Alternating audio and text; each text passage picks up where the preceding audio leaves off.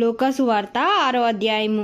ఒక విశ్రాంతి దినమున ఆయన పంట చేలలో పడి వెళ్ళుచుండగా ఆయన శిష్యులు వెన్నులు తుంచి చేతులతో నలుపుకుని తినుచుండిరి.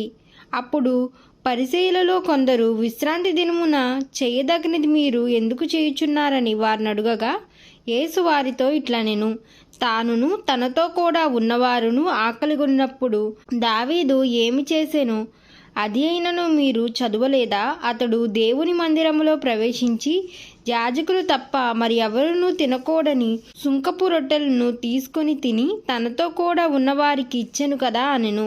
కాగా మనుష్య కుమారుడు విశ్రాంతి దినమునకు యజమానుడని వారితో చెప్పెను.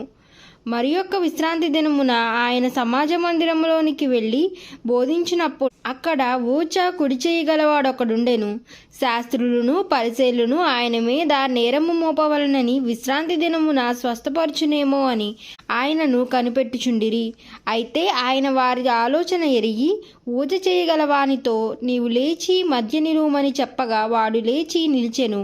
అప్పుడు యేసు, విశ్రాంతి దినమున మేలు చేయుట ధర్మమా, కీడు చేయుట ధర్మమా, ప్రాణరక్షణ ధర్మమా, ప్రాణహత్య ధర్మమా అని మిమ్మును అడుగుచున్నానని వారితో చెప్పెను. వారందరి చుట్టూ కలయజూచి, నీ చెయ్యి చాపమని వారితో చెప్పెను.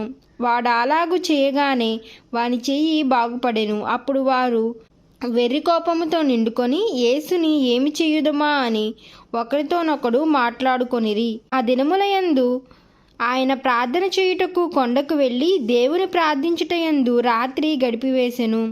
ఉదయమైనప్పుడు ఆయన తన శిష్యులను పిలిచి వారిలో 12 మందిని ఏర్పరిచి వారికి అపోస్తులని పేరు పెట్టెను. వీరెవరనగా, ఆయన ఎవరికి పేతురని మారుపేరు పెట్టబడెనో ఆ సీమోను, అతని సహోదరుడైన ఆంద్రేయ, యాకోబు, యోహాను, పిలుప్పు, బర్తలోమయి, మత్తయి, తోమా, అల్ఫాయి కుమారుడైన యాకోబు, జెలూతే అనబడిన సీమోను, యాకోబు సహోదరుడైన యూదా, ద్రోహియగు ఇస్కరియోతు యూదా అనువారు.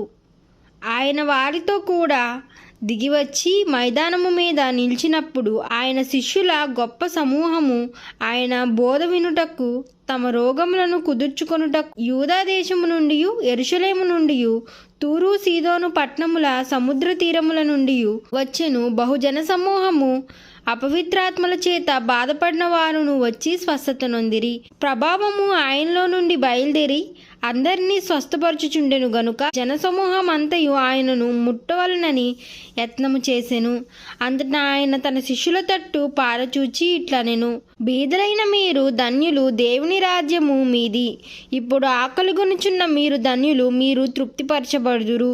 ఇప్పుడు ఏడ్చుచున్న మీరు ధన్యులు, మీరు నవ్వుదురు. మనుష్య కుమారుని నిమిత్తము మనుషులు మిమ్మును ద్వేషించి వెలివేసి నిందించి మీ పేరు చెడ్డదని కొట్టివేయునప్పుడు మీరు ధన్యులు.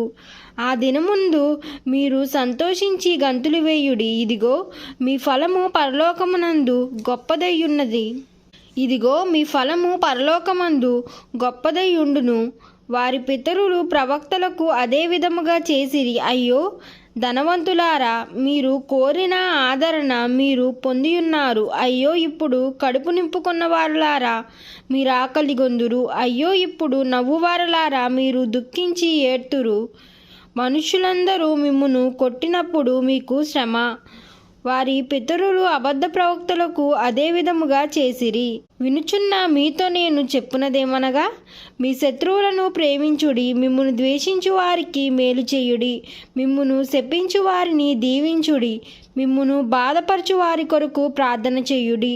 నిన్ను ఒక చెంప మీద కొట్టువాని వైపు రెండవ చెంప కూడా తిప్పుము. నీ పైబట్ట ఎత్తుకుని పోచున్న వానిని నీ అంగీని కూడా ఎత్తుకొని పోకుండా అడ్డగింపకము. నిన్నడుగు ప్రతివానికి ఇమ్ము. నీ సొత్తు ఎత్తుకొని పోవారి యొద్ద దాన్ని మరలా అడగవద్దు. మనుషులు మీకేలా చేయవలనని మీరు కోరుదురో అలాగూ మీరు వారికి చేయుడి. మిమ్మును ప్రేమించు వారినే మీరు ప్రేమించిన ఎడల మీకేం మెప్పు కలుగును? పాపులను తమ్మును ప్రేమించు వారిని ప్రేమింతురు కదా.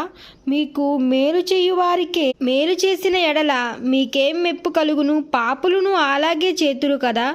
మీరు ఎవరి యొద్ద మరలా పుచ్చుకొనవలనని నిరీక్షించుతురో వారికి అప్పు ఇచ్చిన ఎడల మీకేం మెప్పు కలుగును? పాపులను తామిచ్చినంత మరలా పుచ్చుకొనవలనని పాపులకు అప్పిచ్చెదరు కదా. మీరైతే ఎట్టివాని గురించి అయినను నిరాశ చేసుకొనక మీ శత్రువులను ప్రేమించుడి, మేలు చేయుడి, అప్పియుడి, అప్పుడు మీ ఫలము గొప్పదయ్యుండును.